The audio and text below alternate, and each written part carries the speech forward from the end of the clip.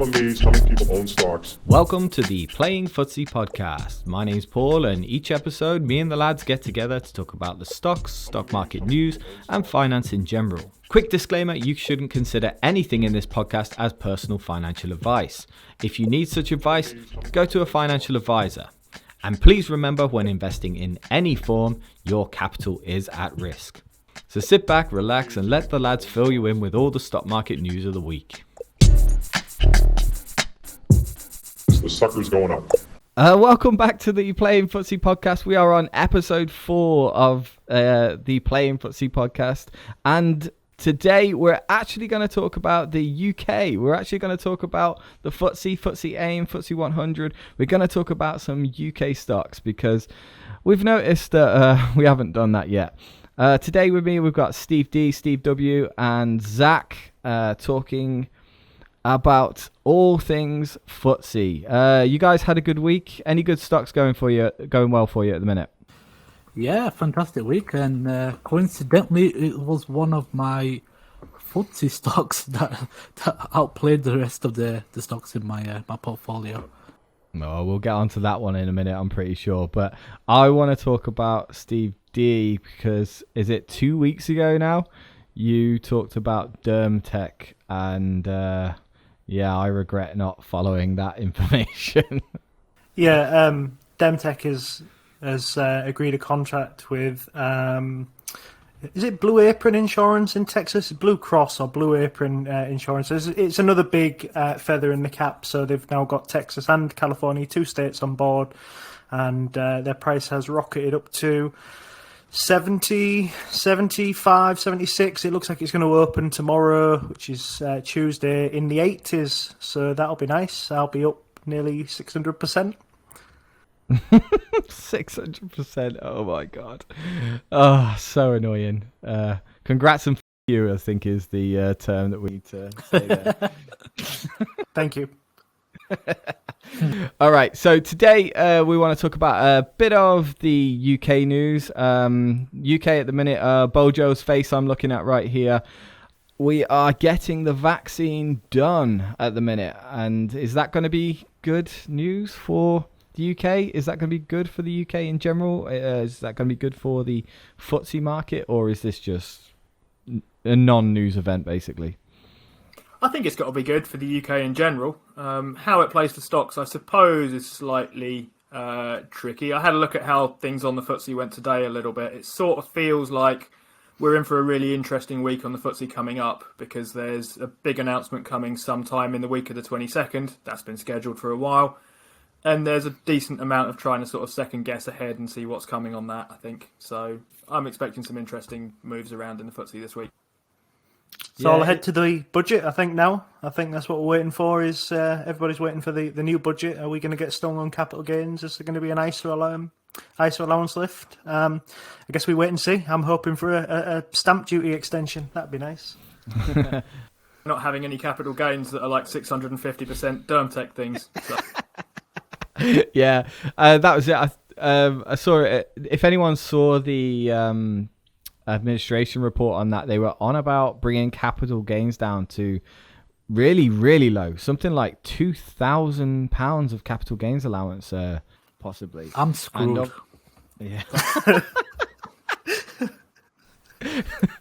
Oh yeah, you've all done very well in your GIAs, so well, you guys are just gonna get absolutely screwed. I'm gonna do an episode on tax actually coming up very, very soon, because I think this year a lot of people, probably most people, have made exceptional gains and could be eaten into that tax, and we've got to worry about that, especially for next year, because if next year the capital gains allowance is down, people's capital gains this year could really be affected by that. So that might be something to think about in the future. But yeah, it could be as low. Rishi wants to drop it as low, or could drop it as low as £2,000 capital gains down. Could be a real problem. But the GBP versus the USD has gone up pretty high as well. I think it's at 1.39 at the moment, and that has gone up a lot against the US dollar. Is that because of Brexit going really well? Is Brexit going really well? No. I think it's mostly got to do with the money printing situation at the moment. Basically, that the pound is strengthening against the dollar because the dollar is printing. There's more quantitative easing in America. There's a hell of a lot more quantitative easing in America. Britain seems to have come out of this relatively well. I think the test will be when the furlough scheme ends. I think we maybe have a few zombie companies in the UK that are becoming less and less viable, really. But time will tell with that. Yeah, that's it. It's probably more down to the US dollar weakening against everyone else rather than the GB pound doing really well. What does that mean for our FTSE companies then? Has anyone got any good FTSE companies that they want to bring up at the minute, that they want to talk about that could do really well, even though the FTSE 100 and UK companies in general haven't really done very well over the past few years? One of the ones that could do really well out of it is a stock that I think 3 out of the 4 of us own, which is Legal & General. Now, I don't want to get too much in depth to why that would be a good thing for them, but basically most of their investments are held in dollar securities but paid for by pound, and they've got such a lot of weight behind them that they could leverage the weakening dollar to really help them. Oh, yeah, I hadn't thought about that with Legal & General, actually. You've brought up a really good point.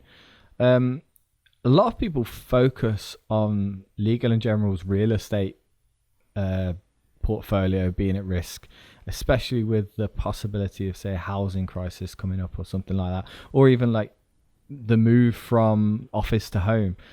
Legal & General could be a little bit exposed that way, I suppose, but I've never actually thought about that. They could be really leveraging on the currency really bouncing back. But will it bounce back? Will the US dollar bounce back versus the GBP? Is that ever going to happen? Didn't one of the reasons that the pound strengthened was because of the vaccine?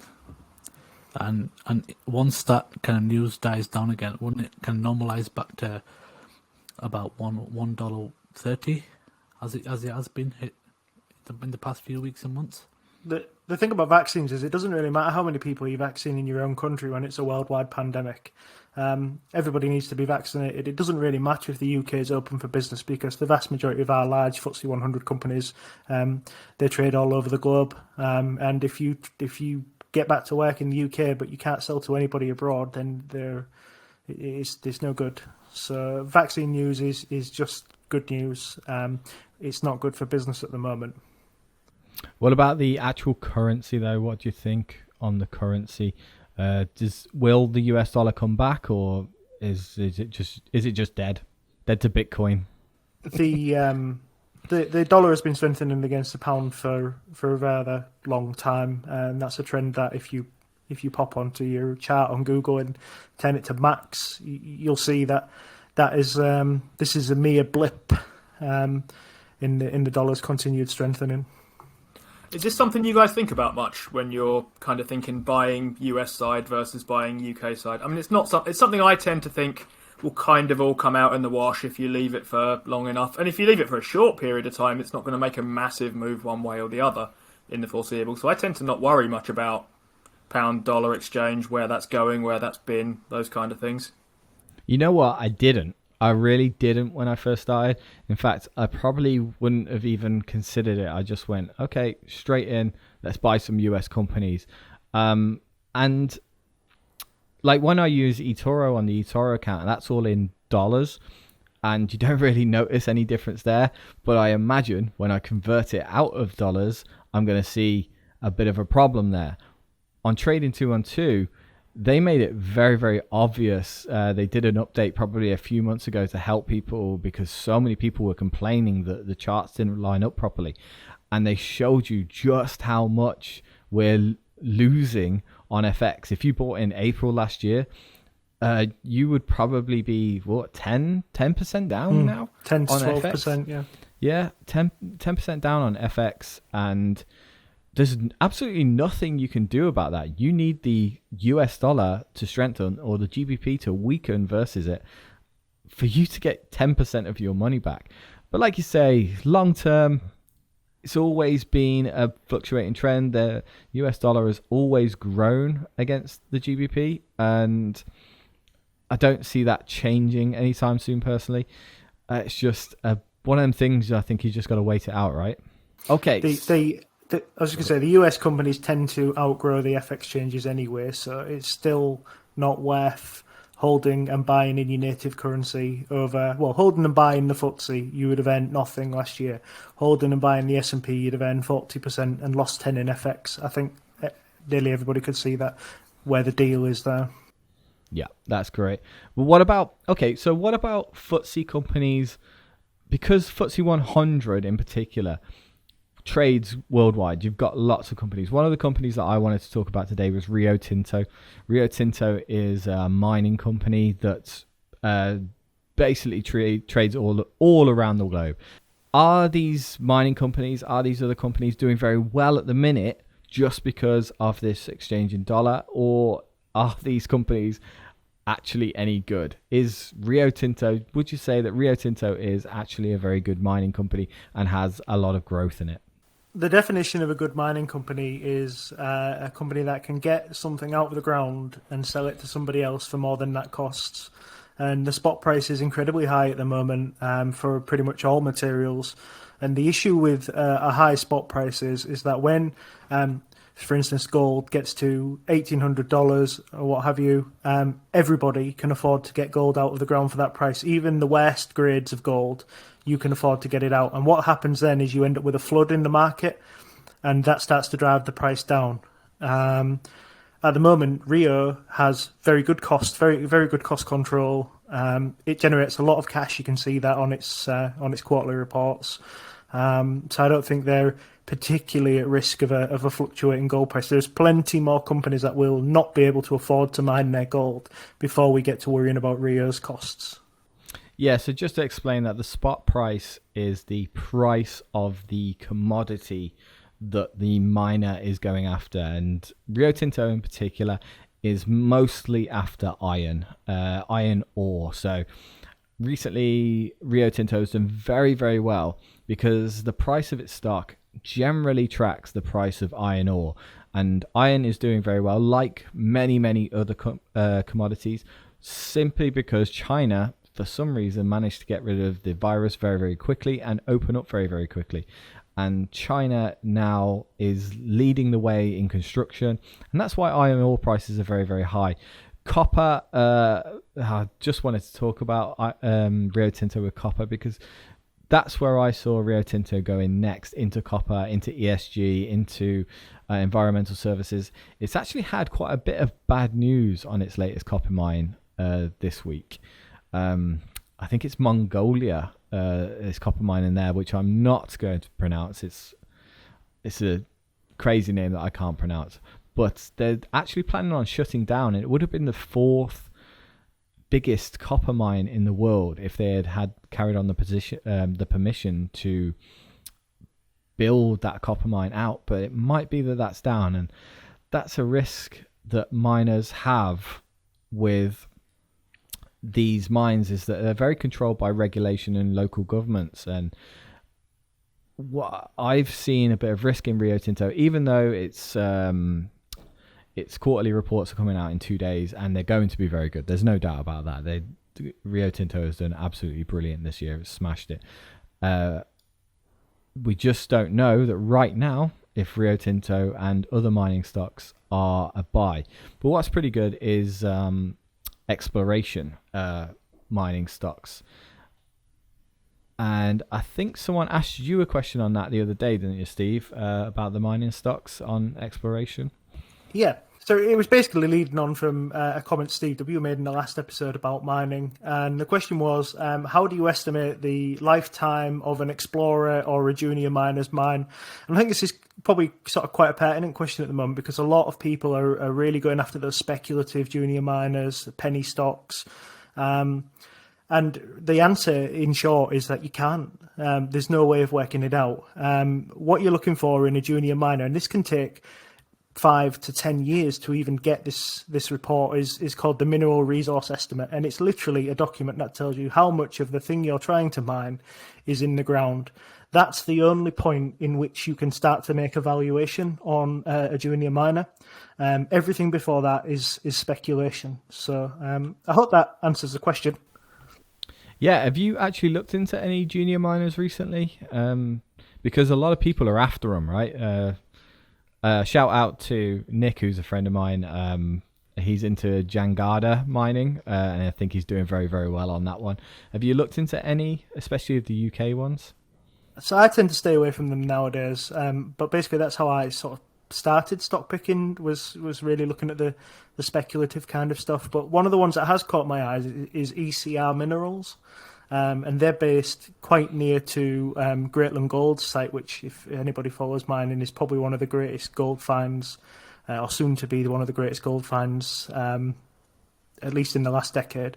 And ECR have found something that is seems to be equally of the same size, but we're still 3, 4, 5 years away from actually knowing what's in that ground. That's it. It's still very, very speculative. And it's very hard to find out what the cost or the price or the value of all those minerals in there is going to be. Yeah, and the high chance they'll just go bust. Yeah, that's it. They'll go bust trying to figure it out, right? Paying £700,000 to the CEO and the director in the meantime, and yeah. Speaking of miners, and this is a different kind of miner. I think Zach's got a stock from the UK that's a little bit smaller. What you got, Zach? So the mining pick that I want to glance over or shed spotlight on is Argo Blockchain. Now, this is one of the up and new coming kind of UK stocks, and it's listed in the AIM, and it basically piggybacks off Bitcoin. So they have some, I believe it's Zcash as well. Yeah, just want to explain that this stock is on the FTSE AIM. It's different to the FTSE 100, which is the makeup of the top 100 companies that trade on the London Stock Exchange. This is AIM, which is alternative investment. I forgot what the M means. Market, I think. Market. It is market, isn't it? Oh. A lot less, I guess, volume as well of shares. So I mean, a lot of people I know have issues with kind of buying this stock, and they're always kind of saying, "Oh, trading 212 is having some issues, and we're moving over to hard greens and Lansdowne." But yeah, I mean, it is what it is, I guess, and they are trying to uplist onto the Nasdaq as well, just to help people out. But it'll probably help the share price out in the end. But yeah, that's probably pretty good to explain. Actually, is the trading 212 and other brokers will have problems trading this security because it is so small. It is so there just aren't enough shares to go around being bought and sold that your order will get traded straight away. So you've got to be, and that's a worry with these low liquidity stocks. That's what we call them, low liquidity stocks. It's very hard to sell out of them when things are going bad, right? That's probably a good risk point that we need to make here, because when you're trading on these small FTSE AIM stocks, the liquidity is hard to get out of. I think a famous friend from, well, he wasn't in Hargreaves and Lansdowne, but he was on Hargreaves Lansdowne, Neil Woodford, made that silly mistake. I don't know if anyone else saw that he's starting up a new fund this week. I follow Neil Woodford. Yeah, he started up a new fund this week, and he started with, "I'm sorry." But Neil Woodford... Is that the name of the fund? Yeah. But Neil Woodford got into a lot of low liquidity stocks, and when they started to go down, he couldn't get his money out. And that is your problem in the market if you're trading these pennies, if you're trading these low liquidities. If they go down, it's going to be tough to get your market out. But sorry, Zach, let's continue going on with Argo. yeah, I think it's really important that you stress the kind of the risks associated here with Argo itself as well. But recently it's had a big run up. It's had some good news go its way. It's bought up, I guess, 120 acres in Texas. Now, the land will cost itself $17.5 million, but it's being funded through the issue of new shares. So they're kind of playing it really simple and safe, but and they kind of know what they kind of want with the future of the company itself. So why Texas? I mean, if you look at the rest of the big companies, I mean, Tesla and Elon have recently moved to Texas. I think the area itself is incentivizing companies to kind of situate, and it's almost called the new Silicon Valley of the USA. Yeah, I thought we were gonna avoid Elon Musk in this one today because we spoke about him way too much. I think because he's also in that space as well, in the Bitcoin space. I think it was inevitable for him to kind of pop up. But more importantly, why are they in Texas? Is because they want access to the cheapest kind of renewable energy sources worldwide. And I think miners get a lot of stick because of the kind of high energy costs and a lot of Bitcoin miners. Let's just be clear on that one. We're talking about Bitcoin miners at the moment, not digging in the ground miners. We're talking about Bitcoin miners. The way you make new Bitcoins, the way you make any new cryptocurrency is that you have to solve the problems of the transactions. When you need tons of energy, yeah, this takes a lot of computing power, which takes up a lot of electricity. And you're saying that Texas are they considering that as a cheap energy area at the minute? Is that what we're going for? Yeah, apparently it's one of the cheapest in the world, actually. So, I mean, they're already in a cheap area in Canada, but they've gone one step ahead now. So they're really kind of pushing on. And because they've got a lot of cult following as well, they've been transparent in how they kind of be more efficient and trying to keep the energy consumptions down as well. But to be fair, I mean, it's a case where they're going to start bringing up more machines. So they've added 4,500 more Bitmain machines. So they are going to compute a lot more. In fact, I've got some numbers now. I'm just going to put it in context. It's mad to think that Texas is the place now where everyone is going to be progressive, going to ESG and going to Bitcoin. How has it happened that Austin, Texas has become the center for this all and LA isn't anymore? It's just because of the taxes, right? Yeah, Texas has zero state tax. California has really high state tax. I think that's got at least something to do with it. Yeah, everyone's migrating towards the low tax zones, aren't they? And it's accommodation price as well, isn't it? Silicon Valley. You pay for a sleeping bag on a bench, it'd be about $50,000. So Austin's not the same. Yeah. So they're making use of solar power for powering these new machines as well. So they are in total 800 megawatt of power that they're able to harness on this land now. So they'll have 200 megawatts operational in the next 12 months, which should help boost the mining capabilities. I mean, to put it in context, in November they mined 115 bitcoins. That's more than Mara and Riot, which are their two, I guess, competitors or alternatives that investors can jump into. But I'm trying to figure out how much that is in Bitcoin today. Bitcoin's just touching 50 today, weren't it? So I'm terrible at mental arithmetic, and everybody knows that, I think. Sorry, on that point, Paul and Zach, in fact, both of you. I mean, when I did a little bit of looking at Argo Blockchain, the kind of stuff I was reading was at the moment people seem to think it's basically a bet on Bitcoin, and it's highly, highly sensitive to Bitcoin's price. So just as someone who doesn't do much thinking about these kind of things, what's the kind of main reason to buy a miner in the Bitcoin case rather than just buying Bitcoin outright? Because, I mean, at least in the case of Bitcoin, you might not get the same low liquidity and you might be able to run away quicker if it turns downwards. I'm going with this one first, and Zach might have a totally different argument to me, but there isn't.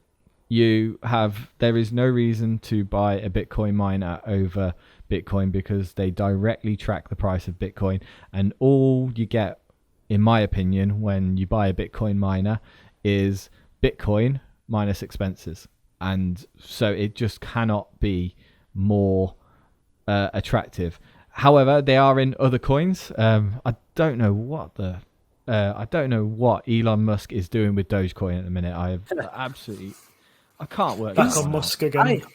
Yeah, I know. Ugh. I know we're going off topic now, but just on the Dogecoin, I read on Twitter that he's trying to get a big institutional buyer in Dogecoin. I don't even know how to pronounce it, to be fair. But Doge. Yeah, I use it as Doge. Dogecoin. So they're trying to get. He's trying to convince the massive institutional buyer, which is not Elon, by the way, in Dogecoin, to get out of there, just so that they can kind of play it themselves, as opposed to getting the rest of the the crowd jumping in, and then next thing you know, that big player is going to come out, and then where does Elon stand in the grand scheme of things with Dogecoin?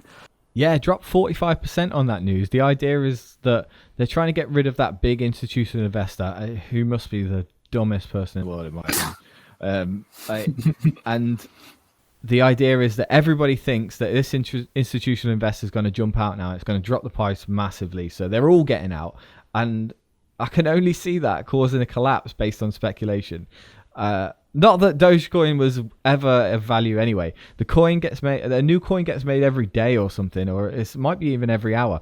The coin is devaluing very, very rapidly. There's no point in owning it. It inflates constantly. So Bet Neil Woodford will buy it. Yeah, probably. You're right at that high liquidity. I was going to say, the only thing that gets produced faster than that, Steve D's bathwater, I think. Steve D bathwater on sale now. I think going back to the mining versus the coins itself, I think with the miner,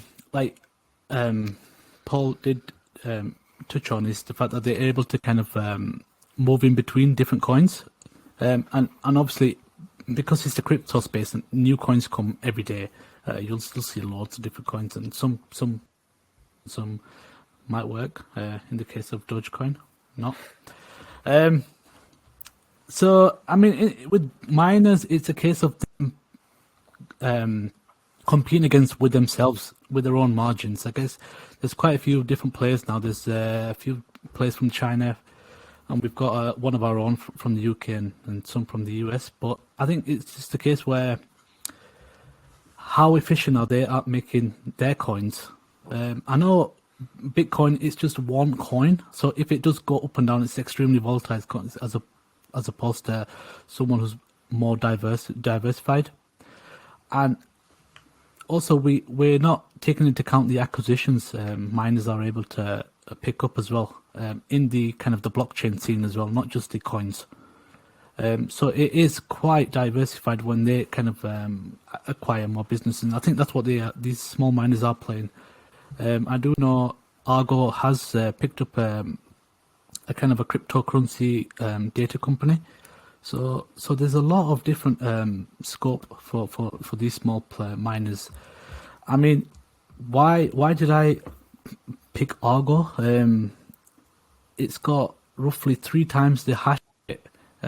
So basically, which is the mining capacity, how powerful it is at mining bitcoins. Than Marathon patent, which is Mara. But Mara is 3 billion market cap, whereas Argo is only 675. So even on just market cap, it's a lot smaller. But it is a lot more nimble and powerful when it comes to mining coins. Yeah, that's what I will say about Argo is Argo, congrats to Argo on that one, because it's amazing to see that finally the UK has a company that might be at some sort of cutting edge of the future, because that is just something that the UK has lacked. We have absolutely no big tech companies. We have largely nothing as far as tech goes. There's a little bit in hydrogen, but other than that, we've not really got much going on. We'll move on at the minute now. Steve W., what have you got?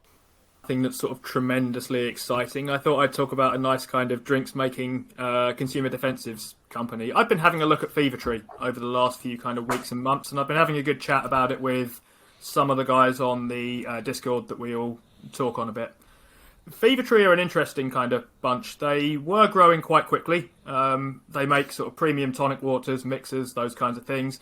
They are, by all accounts, very good. They've won various awards. They're about the only tonic water that I actually like in gin and tonics. I'm not a massive gin and tonic drinker, but even I can kind of stick up for this product a little bit. Even though I kind of don't think a differentiated product's kind of the be-all and end-all. Are you telling me that you're invested in Fevertree because you like the drink? You like the taste of the drink? No, I'm telling you I'm invested in Fevertree in spite of the fact that I like the taste of the drink. Gin and tonic's not particularly my market, but if you do like the taste of the drink, go and buy some. One thing that does kind of catch my eye, though, is they've obviously been kind of compressed down quite a bit by COVID. They supply a lot of pubs, a lot of bars, a lot of trade. And that market's been whacked in the last year or so. So they were growing nice and quickly until sort of 2017. They were doing about 70% year-over-year revenue growth, which is quite a lot. Then they kind of got to a stage where they'd more or less saturated the UK market and started expanding their way outwards. In the past year, things have fallen back a little bit because their UK trade stuff is down, but their UK off-trade stuff is up. Their US stuff is up, their EU stuff is up, their rest of the world stuff, which is mainly Australia and Canada, is up pretty nicely. They released in January a kind of early trading update. They're not due to report their end of 2020 results till March. And things look sort of reasonably strong on these kind of things. The gin and tonics market has a decent tailwind blowing behind it. You might think there's pent-up demand coming back for pubs and bars and that sort of thing when we get reopening news. See what happens next week, but I think they might be sort of towards the back of the queue, pubs and bars in the UK for reopening. And the general trend for sort of millennials seems to be going in this direction, away from beers towards spirits, towards premium mixers, that kind of thing. So they have no debt. Their margin's slightly better than their competitors like Britvic, and the price is a little bit high at the moment. I've got a position in this. It's a small one. I'm kind of looking to build it out, but it's a bit higher than I'd like to buy it at the moment. So that's kind of where I'm up to on Fevertree. I've got a fun story about this one, actually, because I used to invest in Diageo, which is another company which has been severely suppressed. I've moved out of that because, weirdly enough, I met two CEOs of very, very large companies by chance. I can't tell you how and I can't tell you who. And one of them. So it's a swingers party.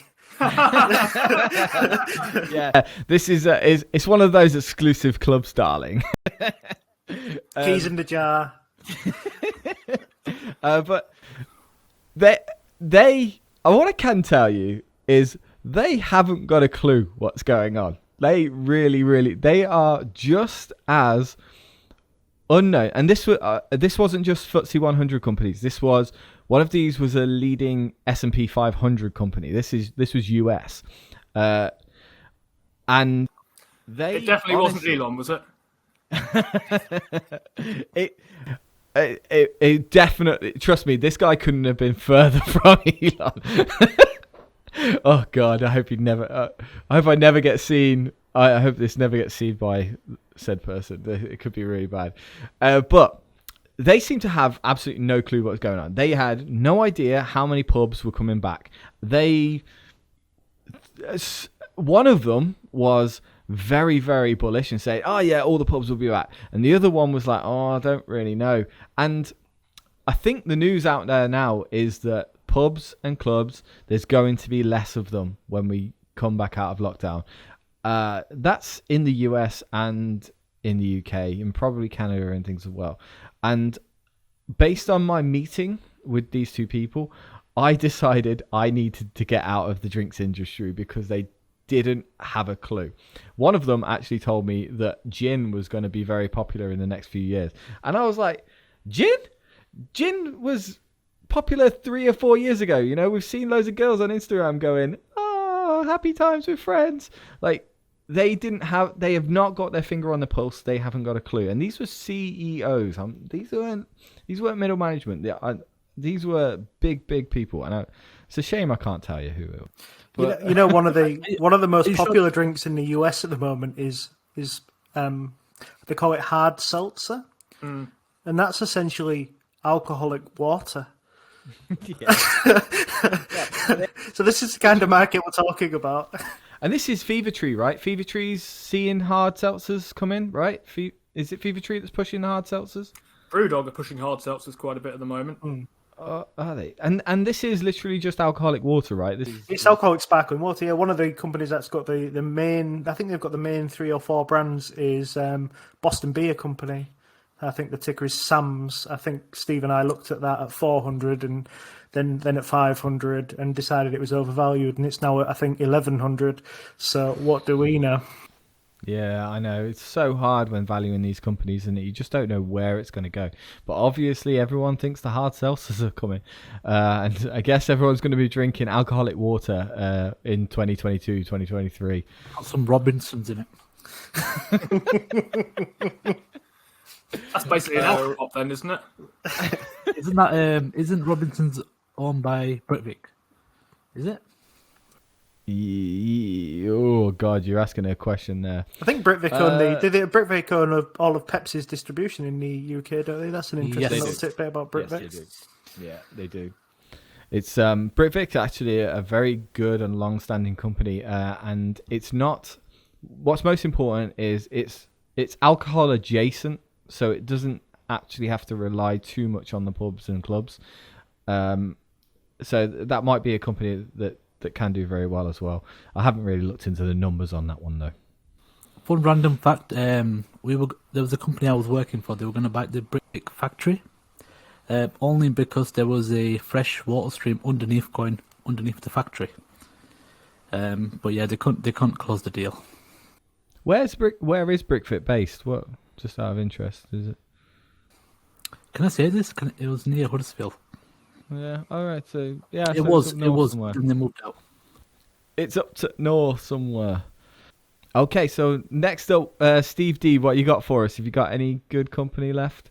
I've got 2, and they're both from the AIM, so I'll get over them quickly.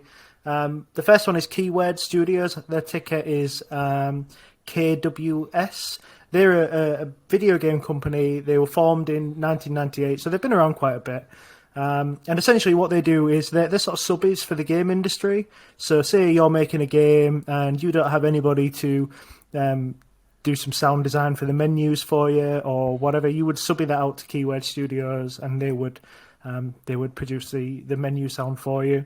Other things like localization is quite big for them. So say, for instance, you've made a game in Japan and it's in Japanese and you want to release it to the UK, you would tend to want to put a dub on it or you would tend to want to convert it to the local languages. Keyword Studios can do that for you. So they're a pretty decent sized company. They've got about 10,000 employees. They've got 60 studios now in 21 countries, 4 continents. They've worked with some pretty massive game developers. It's kind of the who's of game developers, your EAs, your Square Enixes, your Take-Twos, Ubisofts, even Tencent and Google. Just off the top of my head, some of the games they've worked on are The Division, Mortal Kombat, Mass Effect, and Assassin's Creed, which I think we've probably heard of. I did like Assassin's Creed. I thought that was a great game. These are big titles for a small studio, right? Yeah, so basically they were only providing an aspect of that, remember? So... it may be something like they just helped out with the assets. They may have helped out with character design. They may have helped out with just some dialogue and things like that. Their model is very much growth by acquisition. In the last 6 months, they've acquired 6 companies, which is kind of odd, really. You don't often see that level of acquisition. But if you look at the history on their website, you'll see they acquire a company every sort of 2 to 3 months.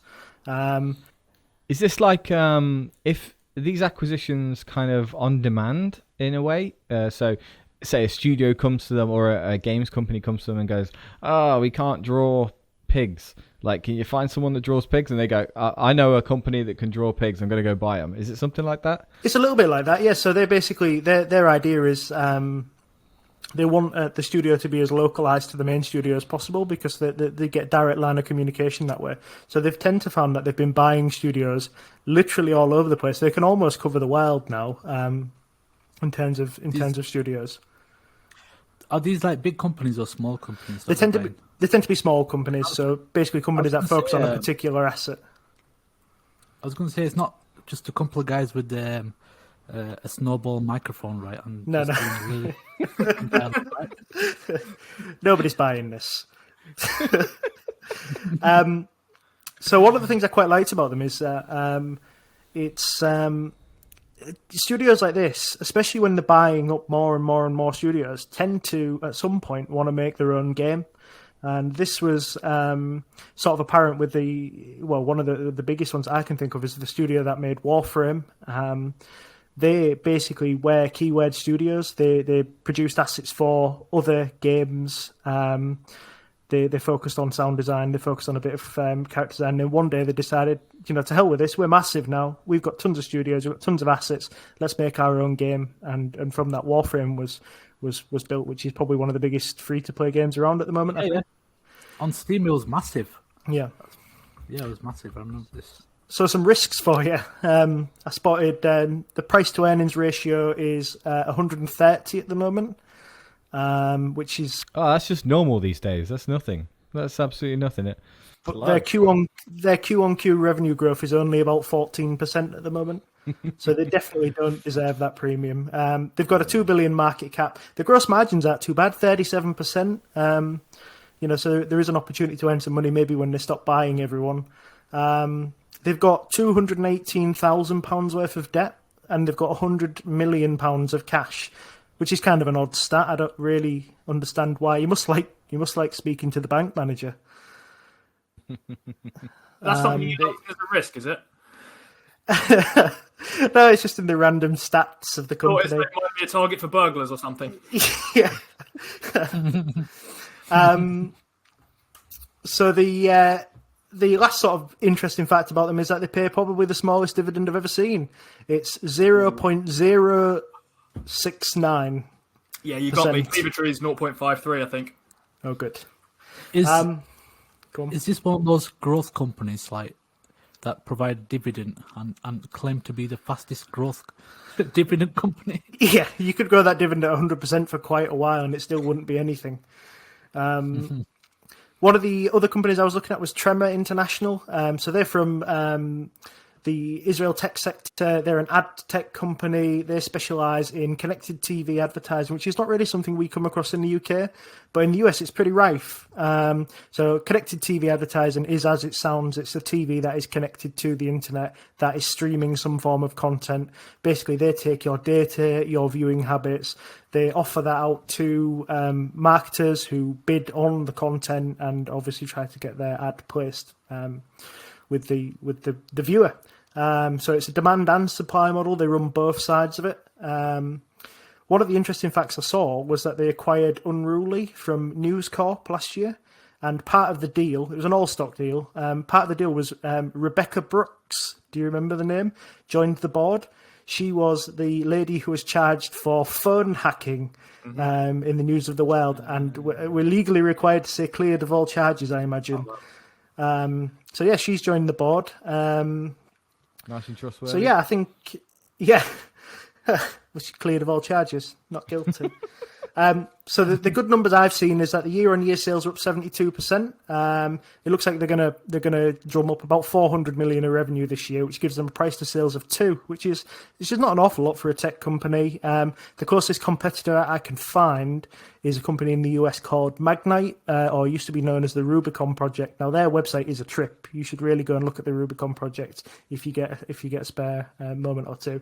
But Magnite is trading at 7 times the market cap of Tremor and has 40% less sales, so looks pretty well priced. So, do you know this company itself? Do you think it's competing against the old school traditional media companies as well? I mean, I know Clearcast do offline advertising and they have like slideshow banners and stuff on, those big kind of within the cities on those big tellies. Are they competing against those guys? It's not really that they're after. It's more after a homeowner. So they use a data program called Alfonso, which and that basically takes together user data and serves up like a target market essentially, and then people can then bid on that to have their advertisement shown in front of. And it's meant to be a lot more accurate than just using a single bidding platform, like just going to Google or just going to Bing if that's your poison. Yeah, so that's the idea behind the business. And are these adverts displayed as like the standby? So let's say you've got a Roku box or even Roku in your TV. Is that where the adverts are being placed instead of, your favorite, your favorite photo reel, which is what my Google Chromecast does? Are they trying to put the adverts right there? Yeah, it's like a pre-stream broadcast. So essentially in America, because we wouldn't, I don't think we'd accept paying for something and then seeing adverts. It's very difficult for us to imagine in the UK. But essentially this is go on your smart TV, pick a program you want to watch, and you will be shown a video beforehand, an advertisement beforehand, perhaps 2 advertisements beforehand. And it'll be either Magnite, Tremor, or one of the other companies that chooses that advert. That's very interesting because I've always wondered how Roku's going to extend its earnings with a subscription service or an advertising service. And I can see actually that'd be a really good way for Roku to continue that on using a company like this. That's very interesting. Okay, so we'll move on. We had a question from one of the users in the comments below. By the way, if you enjoyed this podcast, feel free to give it a like on the YouTube video, and it'd be lovely if you're listening to this to drop a review on it. I think you can either like it, give it a thumbs up, or give it 5 stars or something like that. We would love you to give us 5 stars. That'd be amazing. But you can ask a question in the comments below the YouTube video, and Slane has done this and asks, what are your thoughts on Reits, and with a likely property market correction coming, once the stamp duty release and furlough ends, is property going to get a lot more expensive, or is there a buying opportunity coming up? He would love to hear our thoughts. So what's going to be happening with housing, retail and REITs, particularly in the UK after furlough ends? Aren't they just continuing on furlough? Like, it seems to be an endless... Oh, we're just going to have furlough now as... what's the Asian guy in America who wants the universal basic income? We're just going to use furlough scheme as universal basic income now and just pay everyone everything for life? Furlough's got to end pretty soon. I think lockdowns probably have to end pretty soon. And I think Bojo pushing the vaccination thing, that's going to end. We've got the budget coming up. Stamp duty may or may not go. I think it will, because the housing market is on its way back. I'm sorry, Steve, because I think you're planning on buying a house soon, really, aren't you? So stamp... I think stamp duty release, its days are numbered. But what do we think about REITs? What do we think the property market in the UK? Where do we think it's going? What are the trends we're seeing? Anyone got anything on that?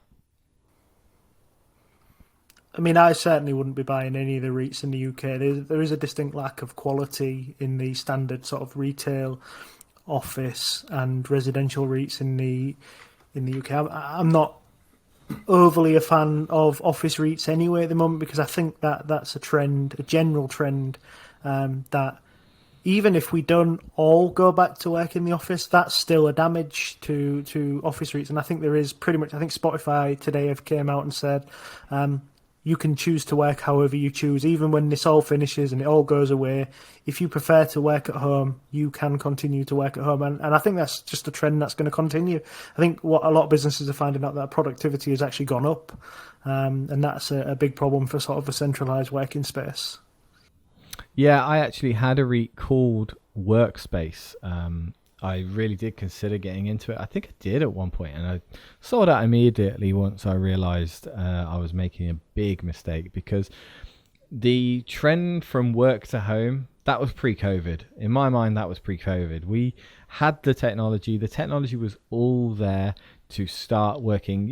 Call centers or customer service centers could all be done from home, and I think that trend was started, and COVID has just accelerated that, right? So any sort of office REITs right now, any brick and mortar retail REITs, sadly, we've had a few go bust just last year, I think.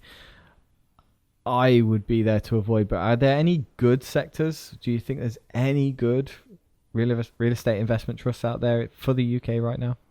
I'm also struggling across the UK. I mean, I had to look a bit more broadly because I really enjoyed thinking about Sloane's question, for what it's worth. And I think the kind of take I came up on REITs is perhaps slightly different to some of yours. So, I mean, if we're thinking sort of more broadly than the UK for Sloane, I was thinking that REITs are going to struggle for a little bit, especially sort of US-sided. I would expect them to struggle while they've got quite high inflation and they've got quite high growth, because REITs don't really grow. It's hard to grow a business if you have to give away 90% of your income as a dividend. So REITs are usually thought of as kind of fairly defensive investments. I think if we see sort of US inflation starting to run out of control, which it might, because they have been printing, then we might see a bit more of a kind of move towards sort of defensive assets like REITs, like utilities a bit, but REITs have held up better than utilities lately. So I was thinking sort of US-sided. It's not the worst time in the world to be looking at some REITs. They're not going to do well for a little while, but if you're patient, then you'll find some opportunities. I think that the sort of brick and mortar retail is slightly more of a mixed bag than you do, I think, Paul. I think there are some kind of good things hidden in there a little bit. I think some of them are in trouble, some of them are not. The one that I like is called Ecr Realty. They're kind of the smaller version of Realty Income. They have a market cap of about 3 billion. Realty Income has a market cap of about 21. They have some nice clients like Costco and Walmart and 7-Eleven and so on. So I don't think they're in too much trouble with problems to do with their tenants. And one of the things that really jumped out at me here is all through 2020, they've been having insiders buying this stock left, right and centre. Their directors are busy loading up. And across the kind of REIT sector, the opposite's happening. So American Tower, which we kind of like and watch quite enthusiastically, is a sea of red in terms of insider selling through 2020. Equity Residential, which I like, has started slowing down insider selling, but it's seen a lot of it. And general Briscoe favourite Digital Realty has been insider selling forever from what I can see of it. People like shipping that out. So I was kind of keen on Ecr Realty. I think it's kind of priced about right. If I was looking somewhere for a REIT, I'd be looking there. There's a little bit of a wrinkle with their dividend, which I'll kind of let people look into themselves, just to give them a chance to have a little bit of their own chance to research on this sort of thing. But that's something that's curious and worth checking out, I reckon. Yeah, trends-wise with REITs in general, Ecr is one which I haven't spent enough time on to know, but I know you've spoken about it a lot in the Discord, haven't you? And obviously Digital Realty is one which I bought stupidly high, but that was my fault. But what about warehouse REITs? There's two very popular UK warehouse REITs. One of my favourites is Segro, but also the most popular would be Tritax Big Box and Tritax Eurobox. Have they gone too fast? Are they going to bail out? Are they going to be bailed out by Amazon and all the online workspace? What do we think? Has anyone got any ideas on that? I'm going to add a third UK-based, not UK-based REIT, but a REIT that is in the UK. And that tends to be the trend, is that the best REITs get bought by a US conglomerate and continue to operate in the UK. So if you want the best UK or the US REIT that operates in the UK for warehousing, that's Prologis. They have the best, the biggest best warehouses, biggest warehouses, best clients, and they operate globally. And for data centers, as sad as it is, again, there is no UK that I know of based REIT for data centers. It's Equinix is probably the best data center in the in the UK. Just In the US, yeah. it's US, but UK has UK data centers too. Yeah. But it's one of those stocks where you can be put off by the headline price. Mm-hmm. Yeah, it's very hard to value them because how's Prologis value doing? It's probably way up there at the minute. It's not a cheap only stock. REIT. Yeah, it must be the only REIT that's done really well, other than data centers, obviously, because data centers, in my opinion, have just gone too high too fast. And like you say, Equinix is the only one which you can even pertain to be anywhere near the UK because it's just the one that uses it. Again, it's a problem with the UK at the moment. Absolutely does not have its finger on the pulse of tech, and data centers would be a very easy one for a UK REIT to have picked up, but they just didn't. They just the UK was just so slow off the mark on that one, and now unfortunately I think US companies own data centers in the UK, and I don't think they're going to budge from it. So EU as well. They've snapped up. Digital Realty has pretty much snapped up all the data centers in the EU. It's just the way it is, isn't it? I think we're about to see our first tech stock appear in the FTSE 100, if depending on the valuation, and that looks like that'll be Deliveroo. Oh God, yeah. Oh, we're thinking Does that. Ocado not count as a tech anymore then? Someone No. tried to count them as a tech because they had a warehouse, I think, and a computer Yeah.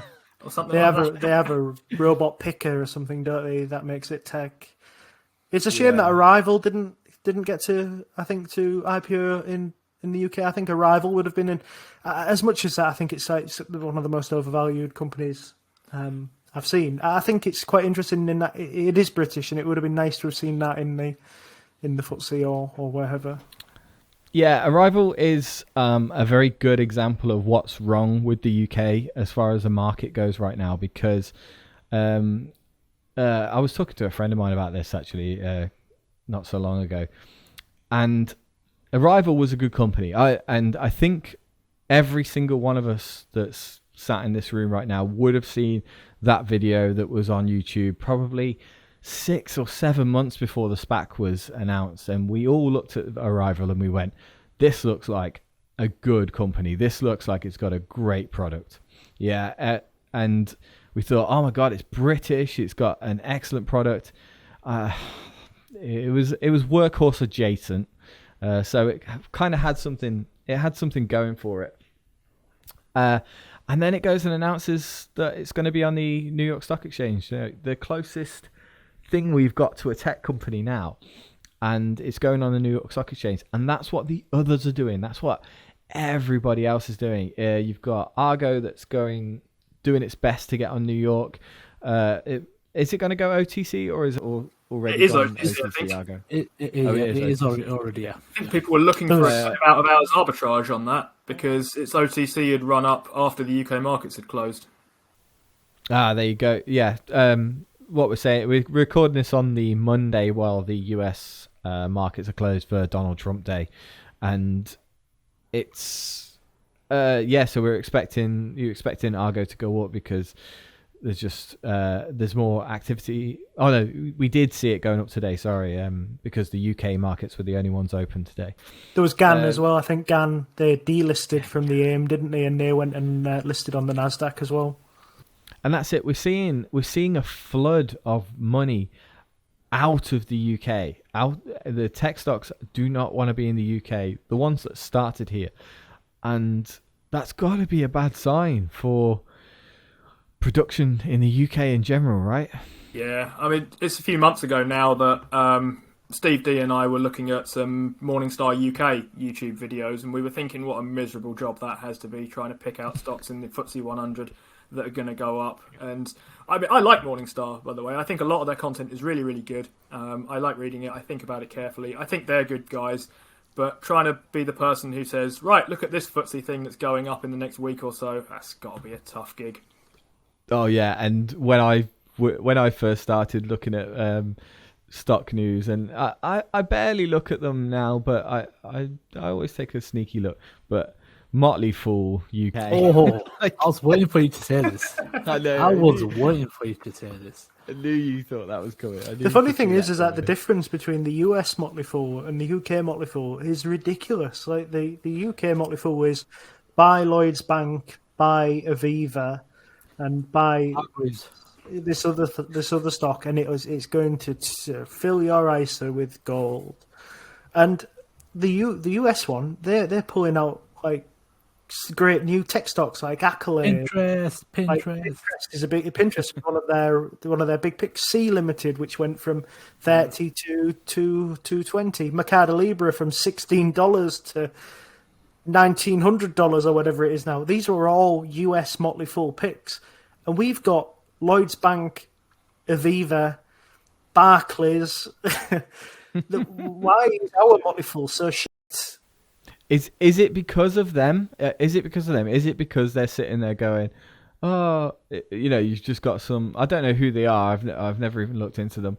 But are they sitting there looking at the price and going, "Oh, price is down. Price must eventually go up," and that's what they're doing. They're just calling on Lloyds Bank because of that. Well, I think it's all computer generated. It seems all computer generated. It seems to have the same stats in it every time. And I think it's literally some guy running an algorithm, putting Rupert Hargreaves on as the name, or Timothy Spittleworth, because he sounds like he's going to be a good stock investor. And really, it's just one guy running an algorithm going, today it's going to be Lloyds Bank, today it's going to be Barclays. And then they never seem to have a position in any of the stocks as well, which is kind of funny. Yeah, and that's it. It's either that, or it's because I don't know if they've got a podcast or a YouTube channel where they talk about it or anything. I don't think they do. Not like in the US. The US one is really quite valuable. Yeah, it's really quite valuable when you look at it. I don't look at it very often because it tends to be like quite long, drawn out, and boring. But yeah, it seems to be really valuable in comparison to the UK stuff. And like you say, is it just because it's algorithmic, or is it because there's literally nothing to invest in the UK at the moment? Is there really nothing? I think there is. I think you just have to kind of dig a bit. And if you're wanting to run algos and run things that people have heard of, I think of Motley Fool UK as a kind of entry-level thing, and people want to buy stuff they've heard of and be told it's a decent buy. But I'm not sure that's the right thing to be doing just at the moment. The idea is that they funnel you onto the paid platform, isn't it? That's the thing. They're trying to get your attention, and they're going to tell you that Lloyd's is going to go up 7% a year, and then you scroll to the bottom of the article, and they've found something that they think is going to go up 853% in a year. And the idea is that you would maybe buy Lloyd's Bank. Because Lloyd's Bank isn't going to go down much more than it is. It might go up 2 or 3%, and you think, God, these guys know what they're talking about. Hey, self-fulfilling prophecy. Yeah. I think Peter Lynch would disagree with you there. They did once mention a growth stock, Games Workshop, which was an interesting one. They've made a call there if they did, because I think that's doing really well, right? That is one of our good ones, I guess. Growth stocks, and they're still in the UK. So, I mean, they're going to stay here, aren't they? Because they've got a lot of retail shops here as well. So. But yeah, their quarterly reports are excellent. There's something about reading a director who he's got so much humility. He's like doesn't really know how he's got there. Although I think he's a lot smarter than he sort of tries to come across. But he's always kind of like future projections. Not really sure, but I think we'll do quite well. but that's the thing, though, right? Because aren't they just basically the gamers themselves, and then they basically just built up a company. And then they've kept it pretty much nil debt, and that's one thing that they kept always mentioning as well after each report. We have no debt. We know what we're doing. We'll just keep doing what we're doing. Yeah. Sorry, are they exporting to the US? Worldwide, aren't they? Yeah, is that what it is? It's an export business more than guys like. I think a lot of their money comes from because their packs and stuff are like starter packs like 100 quid plus, and it's basically a case of upselling. They absolutely go mental on upselling. I read it a thread where one of the workers was explaining how they do the upselling, and they had quotas and targets, and they are extremely aggressive. And I think that's part of their strategy to kind of push these bundles out. But yeah, no, very, very aggressive sales strategies. All right, I think we'll end it on that note. Thank you very much for listening to the 4th episode of the Playing FTSE podcast. You can listen to this on Google, Apple, Spotify, and you can also see it on my YouTube channel, Paul Briscoe. If you do like what you've heard today, feel free to give it a thumbs up, leave a 5-star like. Please leave a 5-star like, please. And if you have a question for us that you'd like us to answer, feel free to leave it in the comments below the YouTube channel version of the podcast. Thank you very much for listening today. As usual, I think that was a pretty good episode for us, and we'll always keep trying to improve this. Thank you very much.